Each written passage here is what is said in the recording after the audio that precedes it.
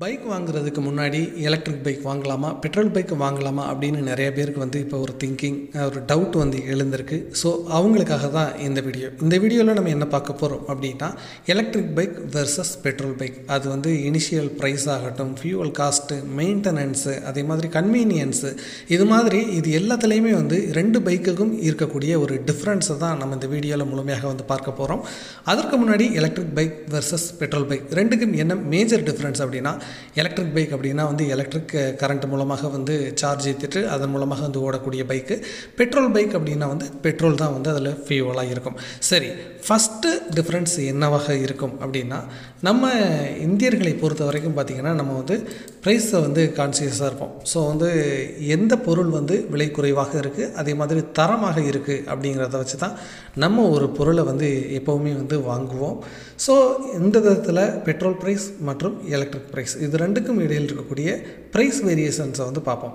So நார்மலாக என்ன சொல்கிறாங்க மார்க்கெட்டில், இந்த ஃபீல்டில் இருக்கவங்க என்ன சொல்கிறாங்க அப்படின்னு பார்த்தீங்கன்னா, ப்ரைஸ் ரீதியாக நீங்கள் பார்க்கணும் அப்படின்னா எலக்ட்ரிக் பைக் கொஞ்சம் காஸ்ட்லியாக இருக்கும் அப்படின்னு சொல்கிறாங்க. பெட்ரோல் பைக் அதை விட கொஞ்சம் கம்மியாக இருக்கிறதுக்கான வாய்ப்பு அதிகமாக இருக்கிறதாக சொல்கிறாங்க. இதற்கு முக்கியமான காரணம் என்னென்னா, லித்தியம் பேட்டரிஸை தான் பார்த்திங்கன்னா எலக்ட்ரிக் பைக்கில் யூஸ் பண்ணுவாங்க. ஸோ லித்தியம் பேட்டரி அப்படிங்கிறது ஒரு காஸ்ட் வைஸ் ஒரு அதிக முதலீடு பிடிக்கக்கூடியது. அதனால் ப்ரைஸ் வைஸ் பார்த்திங்க அப்படின்னா எலக்ட்ரிக் பைக் தான் அதிக ப்ரைஸாக இருக்கும். பட் கவர்மெண்ட் ஏதாவது ஒரு சப்சிடி, அதே மாதிரி ஏதாவது ஒரு ஆஃபர்ஸ் எலக்ட்ரிக் பைக்கை விற்பனையை ஊக்குவிக்கிறதுக்கு ஏதாவது கொடுக்குறாங்க அப்படின்னா, அந்த சமயங்களில் உங்களுக்கு எலக்ட்ரிக் பைக்கோட காஸ்ட் கொஞ்சம் கம்மியாகிறதுக்கு வாய்ப்பு இருக்குது. இல்லைனா நீங்களே இங்கே ப்ரைஸ் லிஸ்ட்டு பார்க்கலாம். ஸோ இது எல்லாமே பார்த்திங்கன்னா கொஞ்சம் அதிகமாக தான் இருக்கிற மாதிரி இருக்கும். ஸோ பெரிய வேரியேஷன்ஸ் இருக்காது. பெட்ரோல் பைக் 1,00,000 இருக்குன்னா இது பெரிய 50,000த்துக்கெலாம் கொடுத்துட மாட்டாங்க. ஸோ இதுவும் கிட்டத்தட்ட 1,00,000 அதற்கு மேலே தான் இருக்கும். ஸோ தற்போது பிரபலமாக புக்கிங் செய்யப்பட்டு கொண்டிருக்கக்கூடிய ஓலா ஸ்கூட்டரோட ரேட்டே பார்த்திங்கன்னா கிட்டத்தட்ட 1,00,000க்கு இருக்கும் அப்படின்னு சொல்கிறாங்க. அதாவது ஃபுல் ஸ்பெசிஃபிகேஷனோட ஃபுல் பவர்ஃபுல்லான இருக்கக்கூடிய ஒரு ஸ்கூட்டரோட ரேஞ்ச் பார்த்திங்கன்னா ரேட் ரேஞ்சு 1,00,000க்கு மேலே இருக்கும் அப்படின்னு சொல்கிறாங்க. ஆன் தி அதர் சைடு பார்த்திங்கன்னா பெட்ரோல் பைக்கோட ப்ரைஸ் நமக்கு ஏற்கனவே தெரிந்தது தான். ஸோ பார்த்திங்கன்னா 70,000த்துலேருந்து நம்ம வாங்க ஆரம்பிக்கலாம். ஸோ நம்ம கொஞ்சம் ஸ்டைலிஷாக வேணும் அப்படின்னா 1,00,000க்கு மேலே வாங்குவோம். ஸோ பேட்டரிஸோட பர்ஃபார்மன்ஸை பொறுத்து, அதோட ஸ்ட்ரென்த்தை பொறுத்து பார்த்திங்கன்னா எலக்ட்ரிக் பைக்கோட அந்த ப்ரைஸ் வேரியேஷன்ஸ் இருக்கும். ஆன் தி அதர் சைடு பார்த்திங்கன்னா பெட்ரோல் பைக்கோட ப்ரைஸ் ரேஞ்ச் எதை பொறுத்ததாக இருக்கும் அப்படின்னா, அந்த இன்ஜின் குவாலிட்டி, இன்ஜினோட திறன் அடிப்படையில் தான் பார்த்திங்கன்னா உங்களுக்கு பெட்ரோல் பைக்கோட ப்ரைஸ் அதிகமாக இருக்கும். ஸோ ப்ரைஸ் வைஸ் பார்த்தா எலக்ட்ரிக் பைக் அதிகமாக இருக்கும். So next fuel cost. So இதுதான் பார்த்திங்கன்னா முற்றிலும் நிறைய பேர் பார்த்திங்கன்னா எலக்ட்ரிக் பைக்கை விரும்புவதற்கான முக்கியமான காரணம். எலக்ட்ரிக் பைக் பார்த்திங்கன்னா உங்களுடைய ஃபியூவல் காஸ்ட்டை ரொம்ப ரொம்ப ரொம்ப கம்மி பண்ணும். இது எந்த விதத்துலையுமே மறைக்க முடியாது. இதுதான் உண்மை.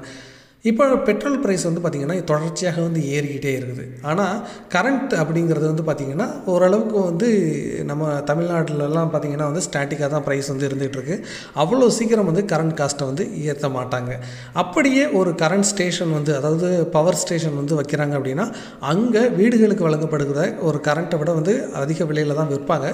இருந்தாலும் கூட இந்த அளவிற்கு இருக்காது அப்படிங்கிறது தான் பார்த்திங்கன்னா உண்மையாக இருக்கும். ஸோ எவ்வளவு சேமிப்பு உங்களால் சேமிக்க முடியும் அப்படின்னா, கிட்டத்தட்ட உங்களுடைய ஃபியூவல் காஸ்ட் எப்படி இருக்கும் அப்படின்னா, ஒரு பெட்ரோல் பைக்குக்கு நீங்கள் 100 ரூபா போட்டு தான் இத்தனை கிலோமீட்டர் 40 கிலோமீட்டர் ஓட்டுறீங்க அப்படின்னா, வெறும் 15 ரூபாய்க்கு இருக்கக்கூடிய அந்த கரண்ட்டை வச்சு நீங்கள் அந்த 40 கிலோமீட்டருக்கு ட்ராவல் பண்ணிட்டு வந்துடலாம் அப்படிங்கிறது தான் பார்த்திங்கன்னா fuel comparison. So fuel comparison நீங்கள் பார்த்திங்கன்னா எலக்ட்ரிக் பைக்குக்கு 15% தான் நீங்கள் செலவு செய்கிற மாதிரி இருக்கும் பெட்ரோல் பைக்குக்கு செய்கிறத விட. ஸோ ஃபியூவல் காஸ்ட் ரேஞ்சில் நீங்கள் பார்க்கும்போது எலக்ட்ரிக் பைக் ரொம்ப ரொம்ப சிறந்தது. அதற்கடுத்து ஆப்ரேஷனல் ரேஞ்ச்.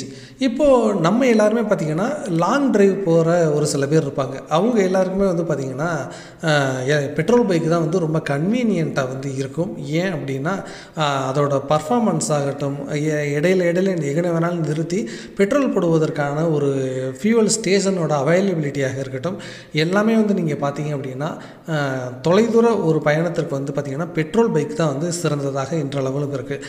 அதே சமயத்தில் நான் பார்த்திங்கன்னா ஒரு 10 கிலோமீட்டர் தான் டெய்லி ஆஃபீஸ் போயிட்டு வரேன், ஒரு 20 கிலோமீட்டருக்குள்ளே தான் என்னுடைய டெய்லி ரொட்டீன் லைஃபே இருக்குது அப்படின்னா, உங்களுக்கு எலக்ட்ரிக் பைக் வந்து ரொம்ப ரொம்ப சூட்டபிளான ஒரு பைக். ஏன்னா சார்ஜ் இல்லைன்னா கூட வந்து பார்த்திங்கன்னா நீங்கள் வீட்டுக்கே தள்ளிட்டே கூட வந்துடலாம்.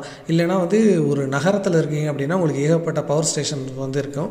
ஸோ வந்து பார்த்திங்கன்னா உங்களுடைய ஒரு சார்ஜுக்கே வந்து குறைந்தபட்சம் 80 கிலோமீட்டர்லேருந்து 200 கிலோமீட்டர் வரைக்கும் போகிற மாதிரி தான் வந்து எலக்ட்ரிக் பைக்கோட வடிவமைப்பே இருக்கும். ஸோ நீங்கள் போக வேண்டிய தூரமே ஒரு 20 கிலோமீட்டர் தான் அப்படின்னா அது எந்த ஒரு ப்ராப்ளத்தையுமே வந்து க்ரியேட் பண்ணாது. ஸோ நீங்கள் லோ ரேஞ்சில் உங்களுடைய ட்ராவல் வந்து இருக்குது அப்படின்னா உங்களுக்கு எலக்ட்ரிக் பைக் ரொம்ப ரொம்ப வந்து சூட்டபுளாக இருக்கும். ஸோ அதற்கடுத்து கன்வீனியன்ஸ். நீங்கள் கன்வீனியன்ட் அப்படின்னா வந்து நம்ம எதை வந்து பேசுவோம் அப்படின்னா, இப்போ ஒரு இடத்துக்கு போகிறோம், டக்குன்னு வந்து ஃபியூவல் தீர்ந்துருச்சு அப்படின்னா உடனே வந்து ரீஃபியூவல் பண்ணிவிட்டு நம்ம வந்து மூவ் ஆகிறது. அதே மாதிரி நமக்கு எப்படி வந்து இந்த பைக்ஸ் வந்து கம்ஃபர்டபுளாக இருக்குது அப்படிங்கிறத வச்சு தான் நம்ம கன்வீனியன்ஸ் அதை வந்து நம்ம வந்து டிசைன் பண்ணுறோம். ஸோ இந்த விதத்தில் நீங்கள் பார்த்தீங்க அப்படின்னா இப்போ ஃபியூவல் பைக்கை வந்து நீங்கள் ஒரு இடத்துக்கு எடுத்துகிட்டு போகிறீங்க அப்படின்னா இப்போது இருக்க சூழ்நிலையின் அடிப்படையில் நீங்கள் எந்த இடத்துல வந்து பெட்ரோல் நின்று போனாலும் சரி உங்களால் வந்து ரீஃபியூல் வந்து பண்ணிக்க முடியும். ஸோ ரீஃபில் வந்து எந்த இடத்துல வேணாலும் பண்ண முடியும். ஒரு சாதாரண மெக்கானிக் ஷாப்பில் கூட வந்து நீங்கள் வந்து ரீஃபில் பண்ணிக்க முடியும். பட் அட் தி சிச்சுவேஷன் வந்து பார்த்திங்கன்னா எலக்ட்ரிக் பைக்குக்கு நீங்கள் ரீசார்ஜ் பண்ணுறதுக்கான ஸ்டேஷனோட எண்ணிக்கை வந்து ரொம்ப ரொம்ப குறைவாக இப்போ வந்து இருந்துகிட்ருக்கு. ஆனால் ஒரு சமயத்தில் வந்து பார்த்திங்கன்னா இந்த எண்ணிக்கை வந்து கூடுகிற பட்சத்தில் உங்களுக்கு ரீசார்ஜ் பண்ணுறது, அதாவது மறுபடியும் சார்ஜ் பண்ணுறது ஒரு பெரிய விஷயமாக இருக்காது. ஆனால் நீங்கள் ஒரு சமயம் சார்ஜ் பண்ணுறதுக்கு சுமார் வந்து ஒரு குறைந்தபட்சம் ஒரு அரை மணி நேரமாவது நீங்கள் அந்த இடத்துல வெயிட் பண்ண வேண்டிய ஒரு கட்டாய சூழ்நிலை வந்து ஏற்படும். ஸோ நீங்கள் வந்து ஒரு அர்ஜென்ட்டாக வந்து போயிட்டுருக்கீங்க அப்படின்னா சார்ஜ் திடீர்னு இல்லாமல் போச்சு அப்படின்னா ரீசார்ஜ் பண்ணுறதுக்கு நீங்கள் ஒரு டைம் வந்து ஸ்பெண்ட் பண்ணுற மாதிரி இருக்கும். ஸோ இது கன்வீனியன்ட் டைப்பில் நீங்கள் பார்த்தீங்க அப்படின்னா பெட்ரோல் வந்து ஒரு அவசர ஒரு இதுக்கு வந்து பார்த்திங்கன்னா ரொம்ப ஹெல்ப்ஃபுல்லாக இருக்கும். பட் இது வந்து ஒரு டைம் கன்சியூமிங் ஒரு விஷயமாக வந்து இருக்கும் ரீஃபில் பண்ணும்போது. ஸோ அதுதான் வந்து எலக்ட்ரிக் பைக்கில் இருக்கக்கூடிய ஒரு மேஜர் டிஸ்அட்வான்டேஜ் மாதிரி. நீங்கள் ஒவ்வொரு சமயமும் ரீசார்ஜ் பண்ணும்போது அதற்கான டைம் வந்து கொடுக்க வேண்டியது இருக்கும். ஸோ இதில் வந்து இன்ஸ்டன்ட் சார்ஜ், ரீசார்ஜ் அது மாதிரிலாம் நிறைய ஆப்ஷன்ஸ் வந்து கொண்டு வந்துக்கிட்டு தான் இருக்காங்க. ஸோ அது எல்லாமே வந்து பார்த்திங்கன்னா நீங்கள் உங்களுக்கு கிடைக்கும்போது பைக்கோட இனிஷியல் ப்ரைஸ் ரேஞ்சும் வந்து கொஞ்சம் அதிகமாகிறதுக்கு வந்து அதிக வாய்ப்பு வந்து இருக்குது. ஸோ வந்து பார்த்திங்கன்னா இந்த விதத்தில் வந்து பார்த்திங்கன்னா உங்களுக்கு எலக்ட்ரிக் பைக் ஆகட்டும், எலக்ட்ரிக் ஸ்கூட்டர் ஆகட்டும், இது வந்து கொஞ்சம் கன்வீனியன்ஸ் வந்து கொஞ்சம் கம்மியாக இருக்க மாதிரி நமக்கு வந்து தோணுது. அதற்கடுத்து மெயின்டெனன்ஸ். நீங்கள் மெயின்டெனன்ஸுன்னு வச்சு பார்க்கும்போது பார்த்திங்கன்னா நீங்கள் எலக்ட்ரிக் பைக்கில் பெருசாக மெயின்டெனன்ஸ் பண்ண வேண்டிய ஒரே ஒரு விஷயம் உங்களுக்கு பேட்டரி மட்டும் தான். ஸோ எலக்ட்ரிக் பைக்கை பொறுத்த வரைக்கும் அதனுடைய ஹார்ட் என்ன அப்படின்னா வந்து பார்த்திங்கன்னா அந்த பேட்டரி தான். ஸோ பேட்டரிஸ்க்கு வந்து உங்களுக்கு பைக்கு வரும்போதே வந்து பார்த்திங்கன்னா குறிப்பிட்ட வாரண்ட்டி வந்து கொடுத்துருப்பாங்க. ஸோ உங்களோட யூசேஜை பொறுத்து தான் வந்து அதற்கான மெயின்டெனன்ஸ் வந்து இருக்கும். ஸோ அதுவும் பார்த்திங்கன்னா அடிக்கடி வந்திருக்காது, ரொம்ப அதிக காஸ்ட் பிடிக்கிற ஒரு விஷயமாகவும் வந்து இருக்காது. அதே சமயம் நீங்கள் பெட்ரோலுக்கு போயிட்டீங்க அப்படின்னா அதோட ஹார்ட் என்ன அப்படின்னு வந்து பார்த்திங்கன்னா இன்ஜின் தான். ஸோ அதுக்கு வந்து நீங்கள் ஒரு குறிப்பிட்ட நாள் இடைவெளியில் சர்வீஸ் பண்ணிக்கிட்டே இருக்க மாதிரி தான் வந்து இருந்துக்கிட்டே இருக்கும். ஸோ அது வந்து கொஞ்சம் கூடுதல் செலவு பிடிக்கிற விஷயமாக வந்து இருக்கும். ஸோ ஃபைனலாக வந்து மெயின்டெனன்ஸ் அப்படிங்கன்னு வரும்போது வந்து எலக்ட்ரிக் ஸ்கூட்டருக்கு செலவு கம்மியாகவும் பெட்ரோல் பைக்குக்கு வந்து பார்த்திங்கன்னா உங்களுக்கு காஸ்ட் வந்து அதிகமாகவும் இருக்கும். ஸோ நம்ம ஃபைனலாக ரொம்ப மோஸ்ட் இம்பார்ட்டண்ட்டாக எதற்கு வந்து எலக்ட்ரிக் ஸ்கூட்டரை வந்து எலக்ட்ரிக் பைக்கை வந்து எல்லாருமே வந்து யூஸ் பண்ணணும் அப்படின்னு கவர்மெண்ட் ப்ரமோட் பண்ணுறாங்க அப்படின்னா சுற்றுச்சூழலை பாதுகாப்பதற்கு தான்.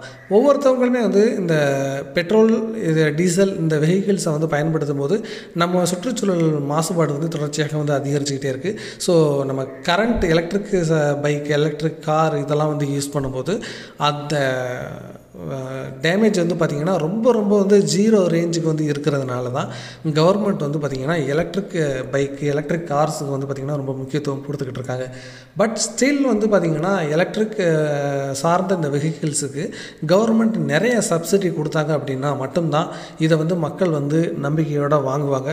ஸோ விலை குறைவாக ஆரம்பத்தில் இருந்தால் மட்டும்தான் மக்களிடத்தில் வந்து வரவேற்பு பெறும். அதற்கப்புறம் பயன்படுத்த அதை வந்து மக்கள் தொடர்ச்சியாக வாங்க ஆரம்பிப்பாங்க. ஸோ இந்த வீடியோவில் நீங்கள் பேசிக்காக எலக்ட்ரிக் பைக், அதே மாதிரி பெட்ரோல் பைக், இது இரண்டுக்கும் இடையில் உள்ள ஒரு டிஃப்ரென்ஸை வந்து நீங்கள் புரிஞ்சுக்கிட்டு இருப்பீங்க அப்படின்னு நான் நம்புகிறேன். நீங்கள் எந்த பைக் வாங்கலாம்னு உங்களுக்கு ஐடியா இருக்குது, இல்லை நீங்கள் எலக்ட்ரிக் பைக் வாங்கி யூஸ் பண்ணியிருந்தீங்க அப்படின்னா கமெண்ட் செக்ஷனில் அது குறித்து வந்து உங்களுடைய கருத்துக்களை பதிவிடுங்கள். இது ஸ்ரீ டெக் டாக்ஸ். நான் உங்கள் ஸ்ரீதரன்.